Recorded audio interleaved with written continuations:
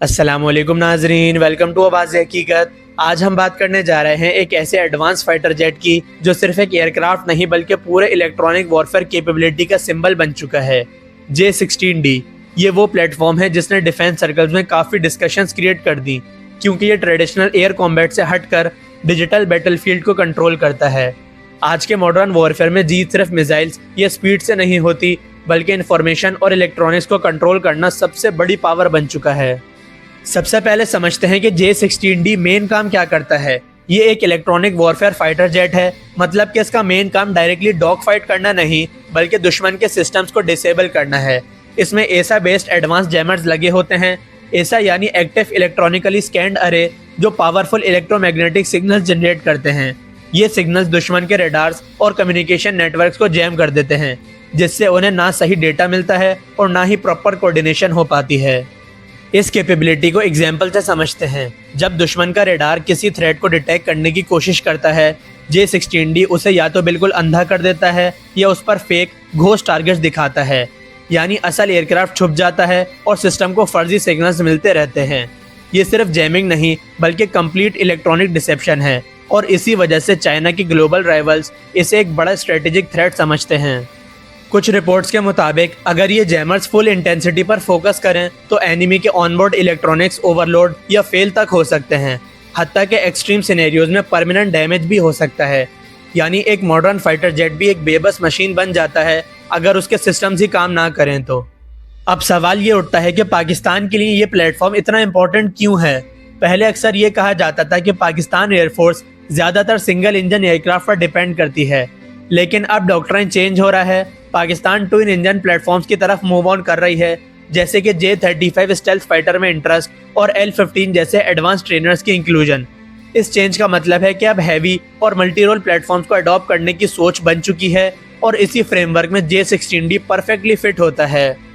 यहाँ एक और इम्पोर्टेंट बात समझना ज़रूरी है। इलेक्ट्रॉनिक वॉरफेयर के लिए दो तरीके होते हैं। पहले बेड एयरक्राफ्ट जो स्पेशली इलेक्ट्रॉनिक वॉरफेयर के लिए डिज़ाइन होते हैं, लेकिन ये सिलो होते हैं और फ्रंट लाइन से दूर रहते हैं।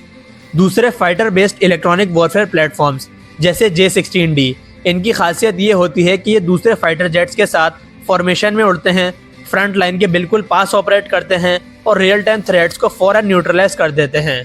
ये स्पीड और प्रॉक्सिमिटी उन्हें ज़्यादा इफेक्टिव बनाती है। परफॉर्मेंस की बात करें तो J-16D अपने बड़े साइज और ट्विन इंजन्स की वजह से J-10C के मुकाबले में ज़्यादा फ्यूल कैरी करता है। इसका मतलब है लॉन्गर इंड्योरेंस और ग्रेटर रेंज। ये कई घंटों तक हवा में रहकर स्पेशली अरेबियन सी में दूर तक पेट्रोल कर सकता है, जिससे पाकिस्तान अपनी मैरीटाइम बाउंड्रीज की मॉनिटरिंग ज़्यादा इफेक्टिवली कर सकता है।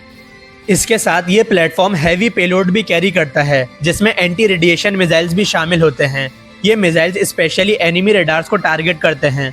मतलब पहले J-16D रेडार को जैम करेगा, कंफ्यूज करेगा और फिर मिसाइल उस रेडार को फिजिकली डिस्ट्रॉय कर देगा। ये कॉम्बिनेशन इलेक्ट्रॉनिक और काइनेटिक अटैक का परफेक्ट मिक्स है, जो एनिमी एयर डिफेंस को सिस्टमेटिकली कोलैप्स कर सकता है।